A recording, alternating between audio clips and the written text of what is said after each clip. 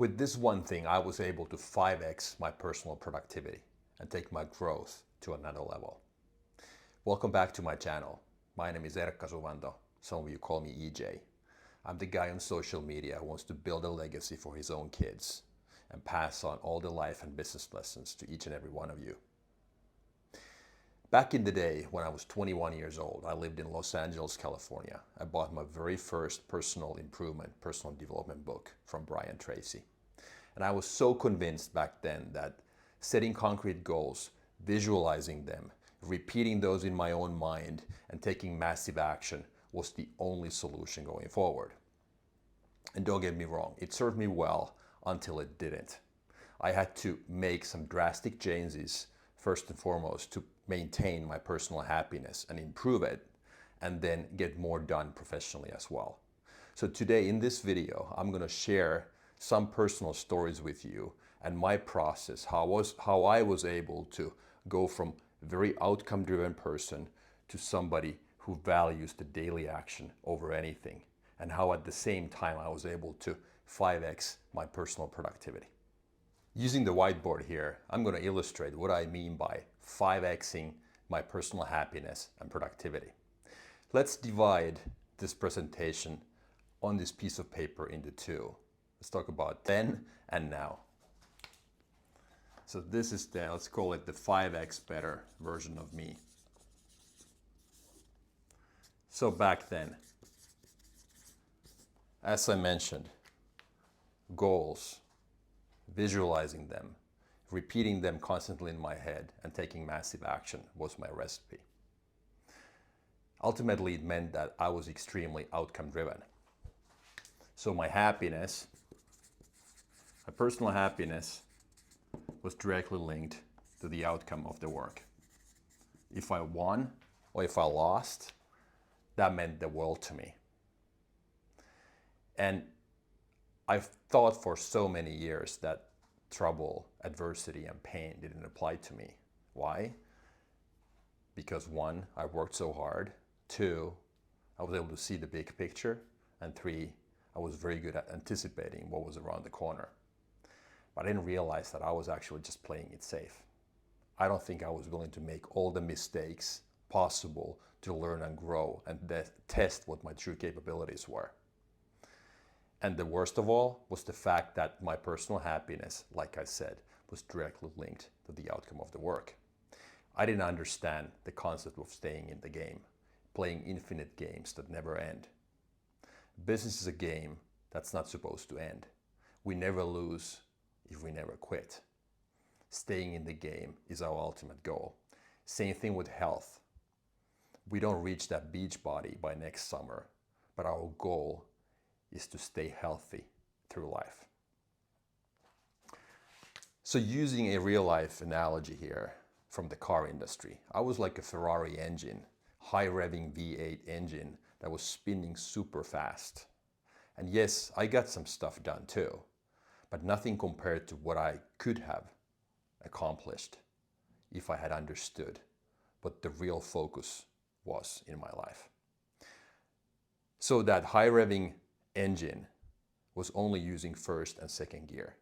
I was doing constant stop and go driving. Take off, stop, change direction all the time. Doesn't matter how fast the engine is spinning, if you can never reach that freeway cruising speed of 90 miles an hour or 75 miles an hour, I was doing stop and go constantly. That's how I lived my life back then. So I would call it stop and go type of driving.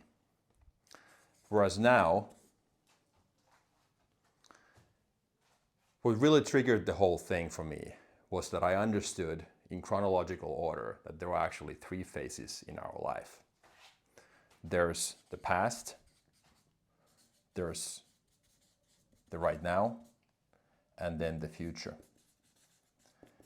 And when I truly understood that I had lived in the past, dwelling what had happened and worrying about the future, and at the same time I missed all this opportunity, all the abundance, all the greatness, all the beauty we have in our life when I couldn't focus on the present moment.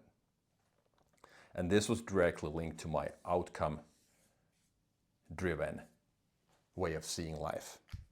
Since I always set my goals, I moved the goalpost. I was able to create motivation, because deprivation equals motivation, in my opinion. Back in the day, it was so clear in my mind.